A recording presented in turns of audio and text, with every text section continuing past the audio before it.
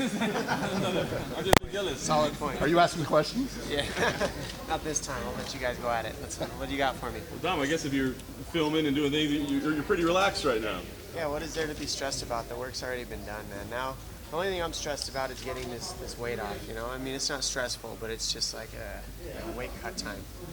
I do wonder, I mean, obviously this rivalry's been going on for so long, and you guys do get so intense. Does it start to grate on you at some point during fight week where you're like, I'm just done with this guy? No. I mean, the guy, he put himself in these positions, you know? And me not liking him helped bolt him into these positions even more. So I knew it was going to probably happen again. I hoped it would because it left a bad taste in my mouth pulling out of the first one just because of my injuries, you know? But very rarely, you know, there were times where I wasn't sure if I'd ever be back, and I had to accept that. And now I can just enjoy it knowing I am here. I'm back on top where I always knew I belonged. So it's like I can just enjoy this position, man. It's different. A lot of people kind of look at this as make or break for him, say this is it if he loses. Do you see it that way as well, or do you think you're still going to have to keep messing with this guy for years to come? I don't think. I think after I beat him this time, I won't have to face him again. But I don't think Faber's the type of guy that if you match him up with anybody in the top 5, he could still compete pretty well. He's still up there. I mean, I think he beats his boy Cody No Love, and I think that he beats a couple other people, you know, in the division in the top 5, top 10. So you know, I get the question a lot about deserve, and it's like it's such a silly thing to me because we all deserve to be here. We're all fighting. We're all competing at the highest level. So what is deserve? And what about life is fair in the first place? Nothing. So deserve, no. Yes, I don't know. That's not up to me to figure out. But what I'll say is he's still one of the better guys in the division. Top 3, top 4, all the time. He stayed in it. So, you know, this is a tough matchup regardless of what anybody might think. And I know what I'm facing, and I'm prepared for it. Does it pain you to admit that he's actually pretty good? No, he could fight. I've never denied that. I've never denied the guy can fight. I just said that I'm better. He refused to fight TJ because he was Team Alpha Male. Do you think he would fight Cody? I think now he would, because I think Cody has a pair on him that he would say, yeah, I'll knock you out too, Faber. I think Cody has that type of demeanor, whereas TJ kind of looked up to Faber. They had this weird big brother thing where Faber was playing big brother to TJ, and the truth is Faber didn't want to fight TJ for the belt because he didn't want to lose to his little brother. Then all his ego, all his credit, he has no excuses if he loses to TJ for the belt, but that's what Faber's built of. He's built his career on excuses and why he's lost, and talked about only the things he's done well. Never admitted the things he's done not well, like his 8 losses. Dom, you said Uriah would beat Cody. Why do you feel that way? I just think that there's a different style match up there. I think that he knows Cody too. And I think that while Cody is very good, I just think, you know, I break down fights differently. I see things a little bit different. And I think that, you know, eventually those two are going to end up having to see each other. And if I had to pick one, I'd probably go with Faber. Do you anticipate seeing Cody at some point? You know, right now, I don't really anticipate much except who I'm facing in front of me. Like I said, the guy I'm facing right now is top 3. So, that's where I'm thinking right now. I mean, I fight him in 2 days. The last thing I'm thinking about is anybody else.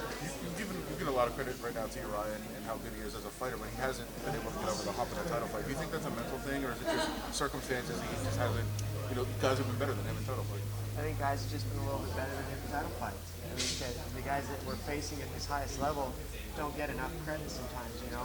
I've been facing the top 2 guys in my division since 2010. And if not the top 2 after 3 years laid off, I faced a top 5 guy in a 6-5 win streak. It's not always easy to go out there and look absolutely incredible against the top guy in the world, pound for pound, or top number 2 in the world. And every time he's faced him, he's proven it, because not only did he not get the finish, like he's always bragging about getting, but he lost. And so it's like, it's different finishing guys in the top 15 compared to finishing guys and fighting guys at a completely different level. In the top 2, it's just a completely different level. I felt it. I know the difference, and I give credit to the guys that I'm facing that they're that good. And sometimes you just got to do your best to win. This is the first time in a long time that you've been standing here and not answering questions about being hurt and coming back and, you know, all that stuff. Now I'm bringing it up, but I mean, is it nice to kind of not have those questions anymore? That now you're kind of back and you're not dealing with that kind of stuff. Man, I'll tell you, if there's one thing I learned over this entire course, it's let go of the things you can't control. And what you guys decide to ask me, I can't control. I can't point the finger and say, ask me this question, ask me this question. If you want to ask me about my injuries, it's officially part of my story now, whether I like it or not. And I can kind of represent people who have had injuries. I mean, whether I like it or not too, I've been injured a lot. And a lot of people on this planet, a lot of athletic, the most athletic people on earth have been injured. The most highly paid athletes in the world get hurt. So I'm one of them, and it's okay. It is what it is. But I guess what I was getting to is like, or do you feel like you're back? Like, you're kind of beyond that now because it's not. Yeah, but it's still part of me. Right. It's still part of me. That's what makes me beyond it. Right. Is because that's part of my story now. That's what's helped me grow past it. Is going through that, using it to grow better and evolve and accept it instead of fighting. I don't mind answering questions about my injuries because whether I like it or not, like I said, I was out for 3.5 years due to injuries, so I expect the questions. Dominic, now that you are back and busy again, I mean, it seems everybody talks about either John Jones or Demetrius Johnson as the pound-for-pound best fighter on the planet, but I mean, you've got one hell of a record as well. I mean, do you feel like now that you're back that people need to start putting you in that discussion? I always felt like I've been in the discussion. Even when I was out hurt, I felt like I belonged in the discussion. But I'm a little biased, I feel like, right? Because I'm talking about myself here and where I belong in the pound-for-pound rankings. When it comes down to it, of course I'm going to say I belong there. The truth is, it comes down, I don't make those decisions. Somehow everybody else does that doesn't fight. So let them say what they want to say. I know what I believe and I know what I am.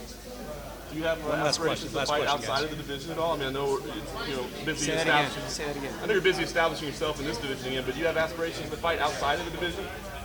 Yeah, why not? I'll take super fights. Of course, I could go up to 45 and do very well. I cut a lot of weight to make 35. It's not fun. Making 45, I could absolutely do.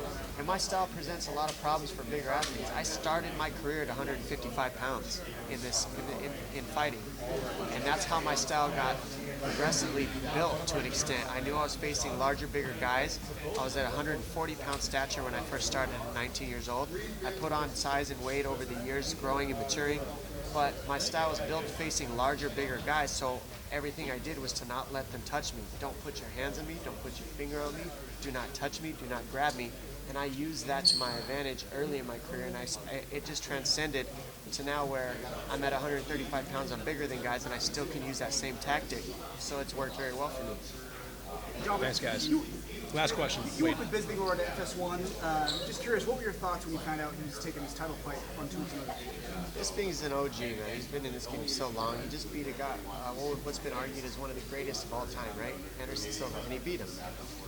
You can't argue the gameness of Michael Bisping. You can't. You can try. You can say, oh, he's just talking, oh, he's this, oh, he's that. The dude shows up, and he's not just talking anymore because he's putting himself on the line on 2 weeks' notice against a nasty champion in Rockhold. Rockhold's no joke. And he said, I'll do it. Let's go. I'm ready for a world title shot. I can only respect that personally. That's not an easy thing to do, and he's got some cojones on him. Thanks, guys. Thanks, Tom.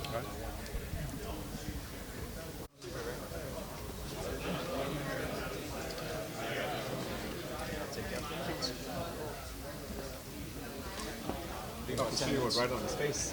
Yeah, that's the word. Like, I'm just going to jump rope a little, 5 minutes. 5-minute round of wrestling, and then maybe some shadow box. Is that good? Yeah. He's on. They taped the logo. Oh, really? Yeah.